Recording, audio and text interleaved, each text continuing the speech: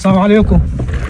وعليكم السلام ورحمه الله وبركاته. استاذ حسام شيكو. اهلا وسهلا يا فندم، في عندك تسريب غاز هنا من فتره، وجه فني قعد يشمشم ويروح ويجي وما اكتشفش الغاز عندك طلع منين، وانت سيادتك قلت له مفيش تسريب غاز. ايوه فعلا. والناس بتشكي. بتشكي من ايه حضرتك؟ انا ما عنديش غاز اصلا. لا عندك غاز يا فندم. يا باشا دي كلها اجهزه كهربائيه يا فندم. لا يا فندم سيبني بقى انا اشوف يا فندم. سيبني اشوف ايه؟ هو انا كابتن. يا كابتن ايه؟ سيبني بقى يا ريس. يا ريس. ايه اوعى. انت بتعمل ايه حضرتك؟ في غاز هنا يا باشا. غاز ايه يا باشا؟ كلها اجهزه كهربائيه يا فندم. ايه اللي بعمل ايه؟ في غاز يا فندم. غاز ايه ده؟ كلها اجهزه كهربائيه حضرتك. لا يا فندم غاز، وفي تسريب غاز كتير قوي. حضرتك دي كهرباء هنا كلها. لا يا فندم. لا ازاي؟ ولابس لي صاروخ كمان. ايه المشكله يعني؟ لا يا فندم في لا لا إيه ده هيضرب.